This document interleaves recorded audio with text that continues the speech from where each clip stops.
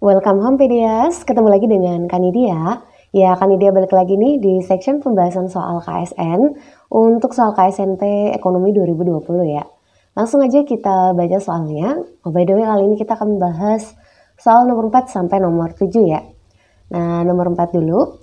Semakin besar angka Marginal Propensity to Consume atau MPC di satu negara, yakni dalam huruf B ya, kalau di persamaan yang C, sama dengan A ditambah B kali D, maka akan semakin apa nih?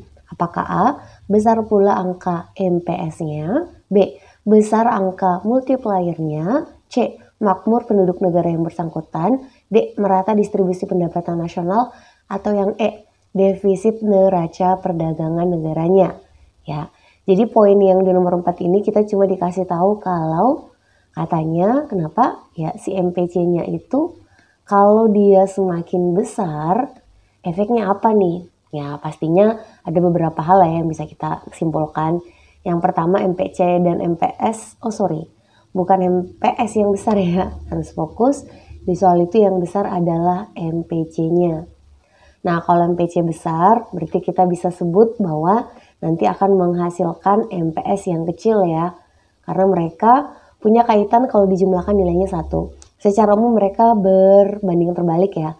Kecuali kalau MPC-nya nilainya 0,5, MPS juga pasti nilainya sama ya, 0,5. Ya, kurang lebih seperti itu. Nah, lalu juga bakal berefek ke siapa? Ya, ke multiplier ya, atau pengganda nih kalau dalam bahasa yang lain. Nah, rumus pengganda sendiri, multiplier, kalian bisa dapat angkanya kayak gini, 1/1 kurang MPC, atau ada yang pakai 1/MPS lah ya. Kurang lebih kayak gini. Nah, di soal kita dikasih tahu bahwa MPC yang ada di sini itu katanya membesar. Nah, kalau MPC-nya di sini besar, berarti 1 kurang angka yang besar hasilnya bakal kecil apa besar, teman-teman? Ya, pasti akan mengecil. Nah, kalau 1 dibagi angka yang kecil, hasilnya akan besar apa kecil? Ya, pasti jawabannya adalah membesar ya. Mungkin kalau kan dia kasih biasanya sih orang kasih komparasi supaya enak ya. Misalnya ada 2 MPC nih. Ada MPC yang nilainya 0, berapa ya? 0,5. Nah, lalu kemudian kita buat 0,8. Ini kan yang disebut MPC-nya semakin besar ya. Nah, coba kita lihat deh. Multiplier kalau MPC-nya 0,5 berapa? Ya, 1/1 kurang 0,5. Berarti masih ketemu 0,5 ya. Nah, 1 dibagi 0,5 berapa tuh teman-teman? Ini kalau dibagi dapatnya ada 2 ya. Jadi kalau MPC satu negara 0,5, multipliernya dapat 2. Nah kalau misalnya MPC-nya membesar menjadi 0,8, berarti nanti 1/1 kurang 0,8 dapatnya ya 0,2 dong. Nah kalau ini disederhanain, ini mati, bikin 1 di atas, ketemunya angkanya 5. Nah dari 2 ke 5, multipliernya yang mana yang lebih gede? Ya yang 5. Saat MPC-nya lebih besar, kayak gitu. Ya, nah kalau kalian perhatiin di bagian A katanya semakin besar MPS-nya. Salah ya, MPS malah harus semakin kecil. Lalu yang B, semakin besar multipliernya. Udah bener ya, sesuai dengan logika yang udah akan dia buat di samping nih. Jadi jawabannya yang B. Kalau makmur itu nggak bisa kita lihat dari B aja ya, masih ada banyak pertimbangan. Misalnya pakai pendapatan per kapita atau ngelihat dari item-item lain, masih banyak. Kalau distribusi pendapatan kita bisa pakainya Gini dan Lawrence ya, kayak gitu. Lalu kalau defisit perdagangan itu ngelihatnya dari ekspor dan impor, kayak gitu. Ya semoga bisa dipahami. Nah by the way, buat kalian yang misalnya merasa video Kanidia bisa bermanfaat, kalian bisa mendukung Kanidia, memberikan dukungan kepada Ekopedia dengan berdonasi. Nanti linknya Kanidia simpan di bawah ya. Jadi yang mau berdonasi nggak perlu angka yang besar-besar ya, untuk mendukung Kanidia biar tetap semangat membuat video. Ya kali-kali aja bisa beli coki-coki kali ya. Nanti linknya Kanidia simpan di bawah. Bisa pakai OVO, Dana, GoPay dan seterusnya. Insya Allah mudah. Oke, lanjut ke soal nomor 5. Summation of household consumption, expenditure, investment spending by firms, and the government expenditure, atau kalau disimbolkan C plus I plus G represents apa? Aggregate demand, exchange rate, national income, aggregate supply, foreign exchange reserve. Oke, kita artiin dulu ya. Penjumlahan dari pengeluaran konsumsi rumah tangga, kalau di ekonomi ini disimbolkan C. lalu pengeluaran investasi oleh firm perusahaan ini I, dan government expenditure pengeluaran pemerintah ini G. Kalau di jumlah itu di ekonomi merepresentasikan apa, menunjukkan apa? Apakah agregat demand, kurs, pendapatan nasional, agregat supply, atau foreign exchange reserve, cadangan mata uang asing. Nah ini mungkin ke foreign exchange, ke cadangan kurs ya. Ya kurang lebih kayak gitu. Nah biasanya Kak saya dengernya cuma sering tuh CIGXM, ini rumus untuk mencari pendapatan nasional metode pengeluaran, itu benar ya. Nah tapi sebenarnya teman-teman CIG ini itu ada maknanya nih teman-teman ya. Kita mungkin udah sering banget menggunakan istilah demand aja dan supply aja. Tapi di dalam skala makro kita mengenal ada istilah yang disebut agregat demand dan agregat supply. Beda ya Kak? Ya beda dong, ada kata agregatnya yang berarti keseluruhan. Jadi kalau demand di ekonomi dilakukan oleh individu, oleh satu orang, kalau disebut aggregate demand berarti permintaan yang dilakukan oleh semua orang dalam misalnya suatu negara kayak gitu ya, untuk semua barang ya. Jadi bisa dilihat scale-nya kira-kira perbedaannya demand aja dengan aggregate demand. Nah, mencari aggregate demand ini kan artinya pengeluaran permintaan yang dilakukan ya oleh semua pihak, tadi kan Ida sebut. Nah, pihaknya apa aja Kak? Kita kalau belajar di materi circular flow diagram itu tahu bahwa di ekonomi itu ada berapa pelaku sih, ada pihak pihak dalam ekonomi ya, ada 4 kan, 1, 2, 3, 4 yang ada sirkuler itu loh, yang gambar-gambar diagram. Ada RTK, lalu ada RTP, lalu ada pemerintah, dan ada luar negeri ya, Foreign Society. Nah kesemua pihak ini tuh bisa melakukan expenditure, pengeluaran yang nanti menghasilkan demand. Nah demand dari RTK kita kemudian kenal dengan istilah consumption, RTP kita sebut investment, pemerintah itu government expenditure. Nah kalau luar negeri itu ada 2 ya, bisa ke export or import. Nah kalau kita menjumlahkan ini adalah semua pengeluaran yang dilakukan, atau kalau kita sebut ini adalah aggregate demand ya. Jadi C plus I plus G ini asumsinya berarti negaranya tertutup ya, nggak melakukan ekspor dan impor ke negara lain. Boleh banget ya, itu tergantung negaranya. Nah jadi kalau kita bisa sebut C plus I plus G itu menunjukkan apa? Ya itu menunjukkan aggregate demand atau penawaran keseluruhan. Permintaan secara keseluruhan. Secara kurva mungkin kalian bakal bilang, perasaan kurvanya sama aja deh dengan demand yang biasa kita gambar. Bener, aggregate demand gambarnya kayak gini, menurun juga. Tapi perbedaannya di sumbunya teman-teman. Kalau di sini itu real GDP ya, kalau ini price level, oke. Jadi ada perbedaan di sumbernya. Nanti insya Allah kalau misalnya ada kesempatan, mungkin kan dia usahain buat lebih detail tentang aggregate demand ya, karena biasanya sih lebih detail nanti kalau di KSN ya, kenapa sih modelnya seperti ini. Dan kalau di ekonomi itu ada 3 efek yang melahirkan yang menjadi pembenaran kenapa aggregate demand itu slope-nya negatif atau menurun kayak gini. Ya untuk gambaran di awal bisa kali ya segini aja.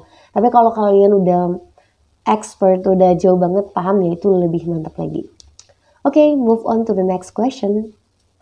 Capital inflow to a country is a positive thing as long as it is invested in a country for a long period of time. But if it is invested in a short period of time, it will have negative impacts for a country. Capital inflow that is invest in a short period of time is called A. Fast money, B. Easy money, C. Hard currency, D. Fast currency, or E. Hot money. Kita artiin dulu ya. Jadi capital inflow, modal masuk ke suatu negara itu adalah hal yang positif, sesuatu yang bagus selama diinvestasikan di negara yang bersangkutan itu untuk waktu yang lama. Ya, jadi kalau kita belajar di materi perdagangan internasional, kita kenal kan ada yang diistilahkan balance of payment, neraca pembayaran, ya kan, yang mencatat transaksi ekonomi antar negara ya. Nah, kalau misalnya kita lihat di balance of payment atau neraca pembayaran, salah satu kontennya kan ada tuh capital account ya. Nah, di situ akan terlihat ada yang kita sebut capital inflow dan ada yang kita sebut capital outflow. Negara yang keren itu yang banyak inflow-nya apa outflow-nya? Ya jawabannya negara yang punya banyak inflow. Berarti banyak modal yang masuk ke negara itu. Artinya ya investor atau orang-orang yang punya kebanyakan duit banyak itu percaya bahwa berinvestasi di Indonesia itu iklimnya bagus, returnnya apa ya istilahnya menjanjikan. Jadi bagus dong kalau kayak gitu.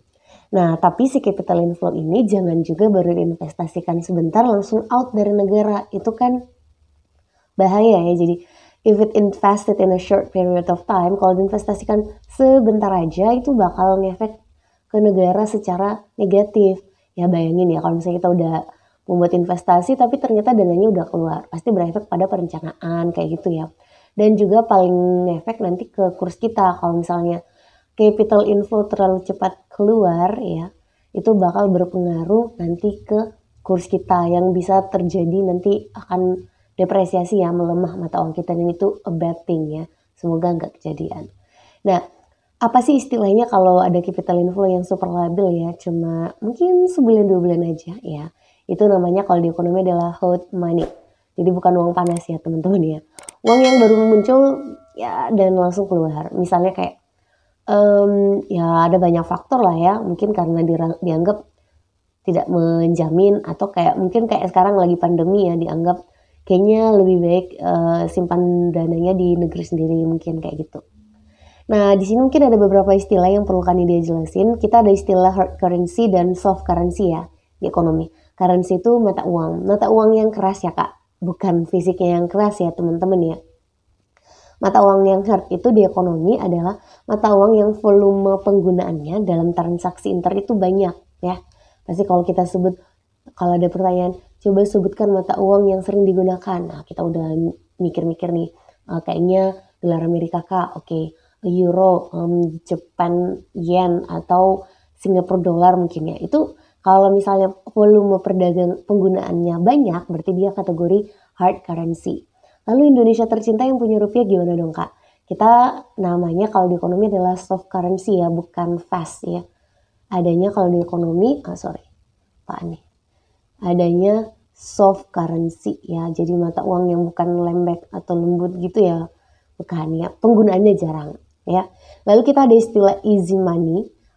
Di ekonomi itu kita udah biasa dengarkan belajar materi kebijakan moneter yang ekspansif, yang pengen menambah jumlah uang beredar kan.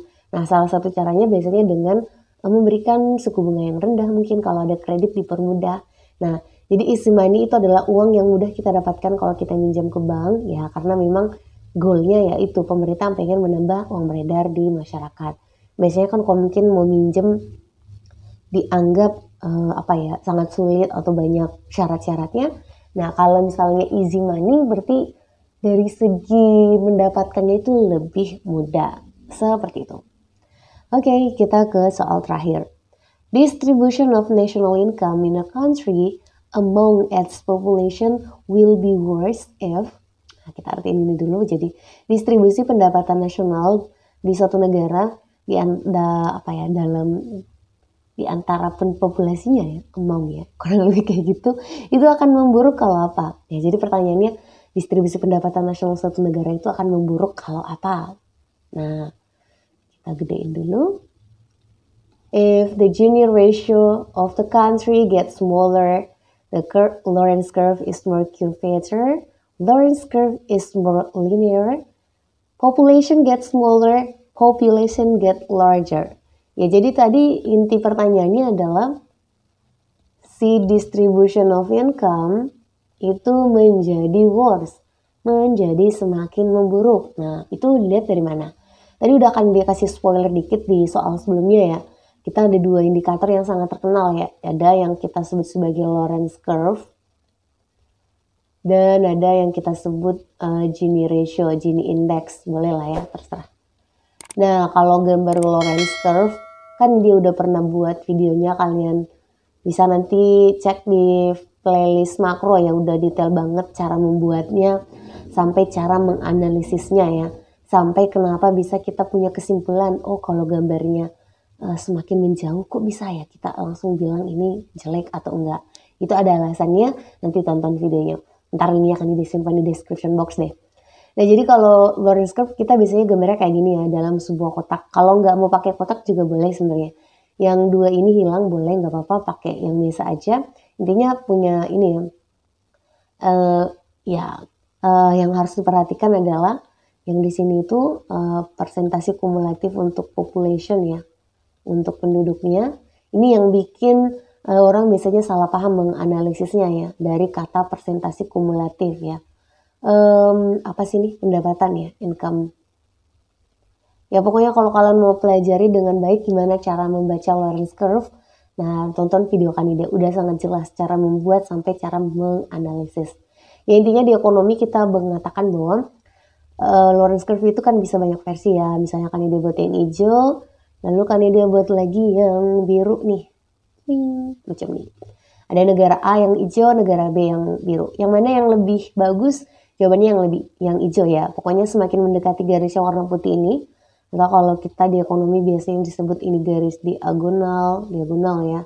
Atau bisa kalian sebut garis pemerataan sempurna.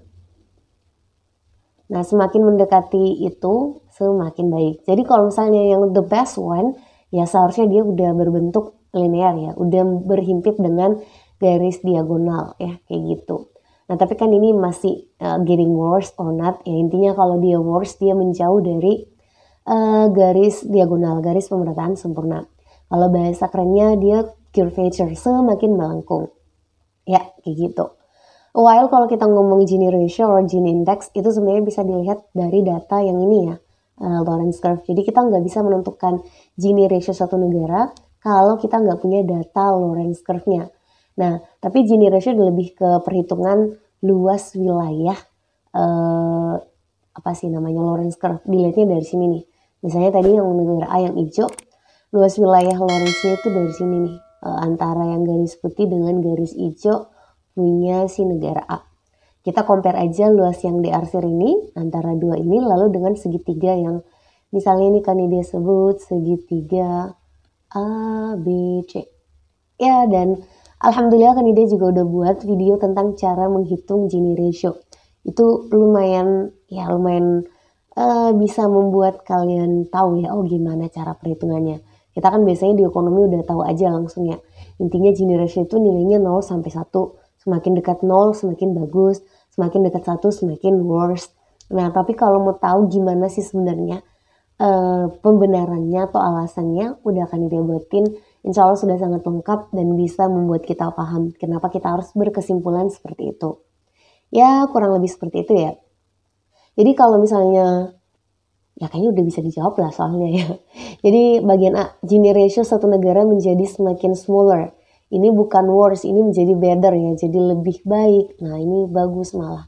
Bukan jawabannya. Curvature, ya udah jawabannya yang itu kan ya. Ya kan jadi semakin melengkung. Kalau di gambar kita ini, yang lebih melengkung itu kan yang biru ya, dibandingkan yang hijau kan ya. Lalu kalau, ya jadi jawabannya yang Lorentz curve is more curvature itu bakal membuat dia menjadi lebih worse ya. Gini ratio-nya akan semakin mendekati 1. Jadi yang paling buruk itu apakah? Ya udah pasti kalau nilainya 1 kalau Gini ratio-nya ya. Kalau dia kurva Lorentz yang paling worst itu, worst condition yang gambarnya kayak gini. Ini diagonal, yang kurva Lorentz-nya tuh kayak gini. Jadi dia udah membentuk garis segitiga nanti tuh. Kurang lebih seperti ini ya. Orang biasanya cuma melengkung-melengkung, dia udah semakin ke bawah ya, udah membentuk garis segitiga kayak gitu. Kalau dia semakin linear kan ini better ya, jadi memang bukan. Lalu population, memang populasi itu dipertimbangkan dalam membicarakan tentang distribution of income. Tapi kita nggak bisa langsung membuat kesimpulan kalau soalnya atau datanya cuma bicara dari perspektif population only. Kita nggak dikasih tahu data dari segi pendapatan, itu nggak bisa ya. Jadi population bisa jadi smaller or larger, itu membuat negara itu worse, tapi harus ada data lebih lanjut. Jadi ini nggak bisa nih, ini masih kurang datanya.